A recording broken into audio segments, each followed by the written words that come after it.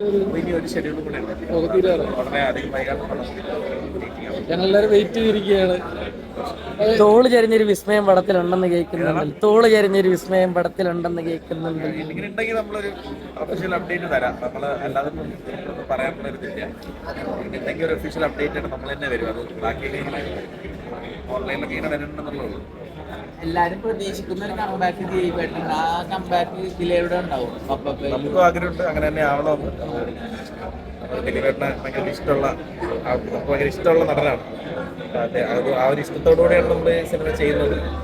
അദ്ദേഹത്തിനെ നമുക്ക് കാണാൻ ആഗ്രഹിക്കുന്ന രീതിയിലാണ് നമ്മളിതിൽ പ്രസന്റ് ചെയ്യാൻ ട്രൈ ചെയ്തിട്ടുണ്ട്. അങ്ങനെ തന്നെ ആവും വിചാരിക്കുന്നത്.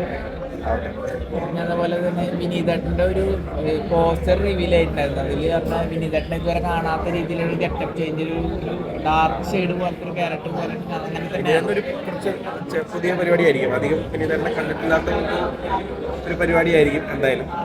ബാക്കിയൊന്നും പടം കണ്ടാലായിരിക്കും രസം. പറഞ്ഞ വലിയ സുഖം ഉണ്ടാവില്ല. ഒരു വലിയ പടമായിട്ട് തന്നെ ഒരുങ്ങുന്നതാണ് കേൾക്കുന്നത്. ഇത് റൂമേഴ്സ് ഒക്കെ അങ്ങനെയാണ്, അങ്ങനെ തന്നെയാണ്. വലിയ സ്കെയിലാണ്. അത്യാവശ്യം ബഡ്ജറ്റ് ആവുന്ന ഒരു സിനിമയാണ്.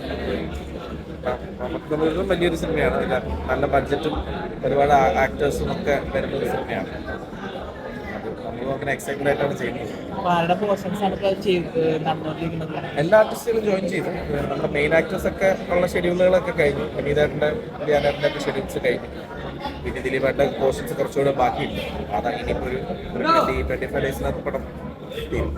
ഇതിന് ഓൾറെഡി ഷൂട്ടിംഗ് കഴിഞ്ഞതിന് മുന്നേ പ്രത്യേകിച്ച് ഇതിന് രണ്ടാം ഭാഗം ഒരു സീക്വലായിട്ട് വീണ്ടും വരാൻ ചാൻസ് അല്ല. അങ്ങനെ ഓൾറെഡി ഞാൻ ചേട്ടനാണ് അങ്ങനെ പറഞ്ഞാൽ രണ്ടാം ഭാഗം രീതിയിലൊക്കെ ഉണ്ടാവാൻ ചാൻസ് ഉള്ള ഒരു രീതിയിലാണ് പോകുന്നതെന്ന് പറഞ്ഞിട്ടുണ്ടായിരുന്നു.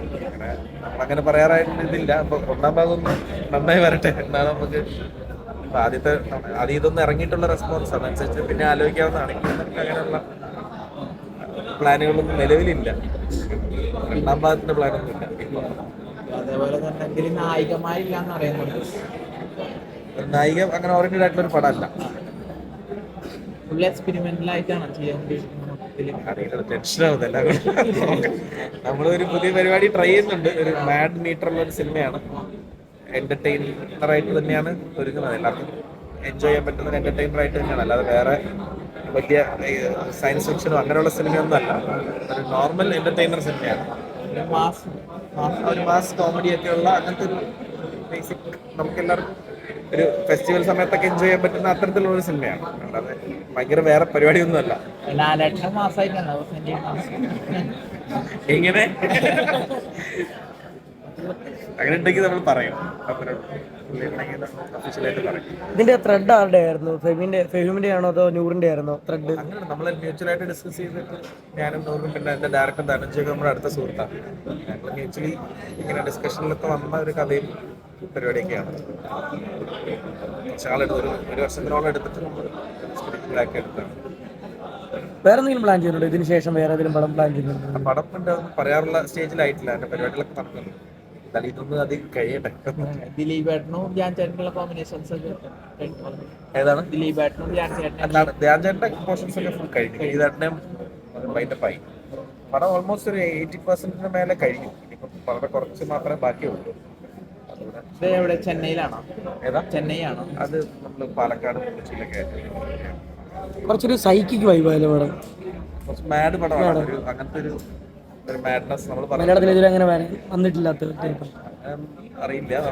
നമ്മളൊരു ഞാൻ പറഞ്ഞില്ല, ഒരു മാഡ്നസ് വേൾഡിൽ അങ്ങനത്തെ ഒരു സംഭവം നമ്മൾ ട്രൈ ചെയ്യുന്നുണ്ട്. അതൊരു ബേസിക് എന്റർടൈനറാണ് സിനിമ. നമുക്ക് ചിരിക്കാനൊക്കെ ഉള്ള അങ്ങനത്തെ ഒരു പടം തന്നെയാണ്. വേറെ കഥയൊക്കെ ഞാൻ വായിച്ചിങ്ങനെ ഭയങ്കര സയൻസ് ഫിക്ഷൻ എന്നൊക്കെ പറഞ്ഞ അങ്ങനത്തെ പടം ഒന്നല്ല. ആകെ ഭയങ്കര ബ്രഹ്മാണ്ട കഥകളാണെന്നില്ല. അങ്ങനത്തെ പടം ഒന്നല്ല. ഓണത്തിന് ട്രൈ ചെയ്യുന്നുണ്ട്. എല്ലാം കറക്റ്റായിട്ട് പോയാൽ ഓണം സമയത്ത് പടം ഉണ്ടാവും. ഇതിനകത്ത് മറ്റേ നമ്മുടെ ദിലീപേട്ടനും വിനീതേട്ടനൊക്കെ ആയിട്ടുള്ള കോമ്പിനേഷൻ, അങ്ങനെ എല്ലാവരും കൂടെ ഒരുമിച്ചുള്ള ഒരു കോമ്പിനേഷൻ ഉണ്ടാവും. അല്ല, ഒരുമിച്ചുള്ള കോമ്പിനേഷൻ സീൻസ് ഉണ്ടോ? അത് കഴിഞ്ഞു. ദിലീപേട്ടന് ദിലീപേട്ടൻ്റെ ഒക്കെ പോർഷൻസ് ഓൾമോസ്റ്റ് ഡൺ ആണ്. ദിലീപേട്ടന് ഇനി എനിക്കിപ്പോ കുറച്ചൊരു ഷെഡ്യൂളൂടെ ബാക്കിയുണ്ട്. എല്ലാം ഉത്തരം പറഞ്ഞു തരിക. ലാലേട്ടനും ദിലീപേട്ടനും ഒരു കോമ്പിനേഷൻ കാണാൻ പറ്റും നമുക്ക്. അങ്ങനെ ഒരു സിനിമ ഞാൻ പ്ലാൻ ചെയ്യുന്നുണ്ട്. ഗില്ലിയുടെ റെഫറൻസ് ഉണ്ടല്ലോ മറ്റേ വണ്ടിയുടെ നമ്പർ പ്ലേറ്റിലൊക്കെ. അതെന്താ സംഭവം? എന്താ സംഭവം അല്ല ഇവരൊരു ഫാൻ ബോയ് സംഭവമാണ്. അങ്ങനെ ഒരു റെഫറൻസ് സിനിമയിലുണ്ട്. അതിന്റെ കഥയുടെ ഭാഗമായിട്ട് തന്നെ ഒരു പരിപാടി. അങ്ങനെ ഒരു പരിപാടി ഉണ്ട് പടത്തിൽ. കഥയുടെ ഭാഗമാണ്.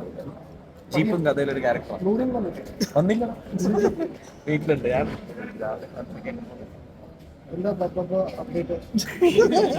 101 ആള് ഒരു ഷെഡ്യൂളൂടെ ഉണ്ട്, കഴിഞ്ഞിട്ടില്ല. ഓണത്തിന് ട്രൈ ചെയ്യുന്നുണ്ട്. ഒരു കറക്റ്റ് ആയിട്ട് എല്ലാം കഴിയുകയാണെങ്കിൽ ആയിരിക്കും. ദിലീപേട്ടൻ വിജയ് ഫാനായിട്ടാണ് പടത്തിൽ വരുന്നത്.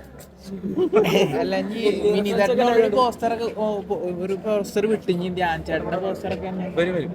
എന്തായാലും പോസ്റ്റർ ഉണ്ട്. ഞാനായിട്ട് ഇമ്പോർട്ടന്റ് ക്യാരക്ടേഴ്സ്. ദിലീപേട്ടന് ധ്യാൻ ചേട്ടന് ഒക്കെയാണ് നയിക്കുന്നത് സിനിമ. കഥ ചോദിക്കണ്ടല്ലോ. നിങ്ങൾ ഇവരെ വിളിച്ചോണ്ടിട്ട് കഥ പറഞ്ഞു കൊടുക്കുക. കഥ പറയാം. കഥയാണോ? എല്ലാരും 3 പേരും നല്ല ഇമ്പോർട്ടന്റ് ക്യാരക്ടേഴ്സ് ആണ്. ഇത് വേറെ യൂണിവേഴ്സ് പരിപാടിയാണോ? അങ്ങനെ വെച്ചാൽ നമ്മുടെ സാധാ അല്ലാതെ ഒരു ഭ്രാന്ത് ആ ഒരു ടീമിന് അങ്ങനത്തെ ഒരു വൈബാണോ? പറഞ്ഞാൽ ഇതിന്റെ ഒരു പരിപാടി പോകും. നമുക്ക് കാണുന്നതായിരിക്കും രസം. കാണുന്നൊരു രസം ഉണ്ടാവട്ടെ. അതായിരിക്കും. ഓക്കെ ഓക്കെ ശരി.